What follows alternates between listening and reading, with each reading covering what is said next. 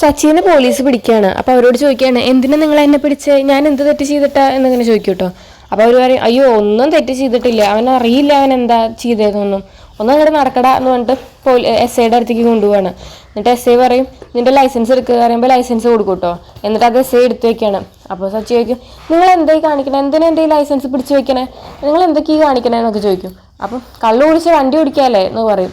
അയ്യോ ഞാനിതുവരെ കള്ളു കുടിച്ചിട്ടൊന്നും ഞാൻ വണ്ടി ഓടിക്കാറില്ല, ഞാൻ അങ്ങനെ ചെയ്യൂല, എന്ത് സാർ ഇപ്പം ഇങ്ങനെ പറയണേ പറയും. വേണമെങ്കിൽ സാറിനെ ചെക്ക് ചെയ്ത് നോക്കുമെന്ന് പറയും കേട്ടോ. അപ്പോൾ പറയും, അത് നീ മുന്നല്ലേ കുടിച്ചത്, ഇപ്പം ഇനി ചെക്ക് ചെയ്തിട്ട് എന്താ കാര്യം എന്ന് പറഞ്ഞിട്ട് അവർ ചെക്ക് ചെയ്യാതെ സച്ചിയുടെ കാർ അവിടെ നിന്ന് കൊണ്ടുപോകും. അപ്പോൾ സച്ചി പറയും, അതെൻ്റെ ഭാര്യ എനിക്ക് വാങ്ങി തന്ന കാറാണ്, അത് മാത്രം എടുക്കരുത് എന്നൊക്കെ തന്നെ പറയും.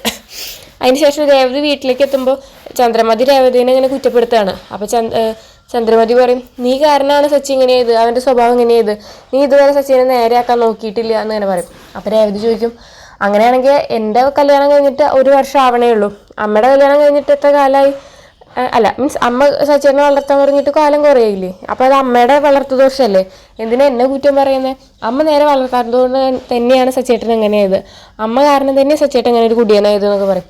ഞാൻ കാരണോ, ഞാൻ എന്താണ് ചെയ്തത് എന്നൊക്കെ ചോദിക്കുമ്പോൾ ആൾക്കാർ അമ്മോട് ഇങ്ങനെ ഒരു ക്വസ്റ്റ്യൻ ചോദിച്ചു കഴിഞ്ഞാൽ അമ്മയ്ക്ക് അതിന് ഉത്തരം ഉണ്ടാവുമോ, അമ്മയാണ് വളർത്തി നശിപ്പിച്ചത് എന്ന് പറഞ്ഞാൽ. അപ്പോൾ ചന്ദ്രൻ ഇങ്ങനെ മിണ്ടാതിരിക്കും കേട്ടോ. അപ്പോൾ ചന്ദ്രൻ പറയും, ഞാൻ വളർത്തിയ എൻ്റെ 2 മക്കളും നല്ല കുട്ടികളാണ്, ഇവൻ മാത്രം എങ്ങനെ ചെയ്ത്, ഇവനെ വളർത്തിയത് അവൻ്റെ അച്ഛനല്ലേ എന്നിങ്ങനെ പറയും. അപ്പോൾ രവി പറയും, ചന്ദ്രൻ നീ മിണ്ടാതിരുന്നോ, അതാണ് നിനക്ക് നല്ലത്, അല്ലെങ്കിൽ നീ ഇനിയും വാങ്ങി കൂട്ടേണ്ടി വരും എന്നങ്ങനെ പറയും കേട്ടോ. അതൊക്കെയാണ് ഇന്നത്തെ എപ്പിസോഡിൽ. അപ്പോൾ നിങ്ങൾക്ക് എൻ്റെ വീഡിയോ ഇഷ്ടമാവുകയാണെങ്കിൽ ലൈക്ക് ചെയ്യുക, ഷെയർ ചെയ്യുക, സബ്സ്ക്രൈബ് ചെയ്യുക, സപ്പോർട്ട് ചെയ്യുക.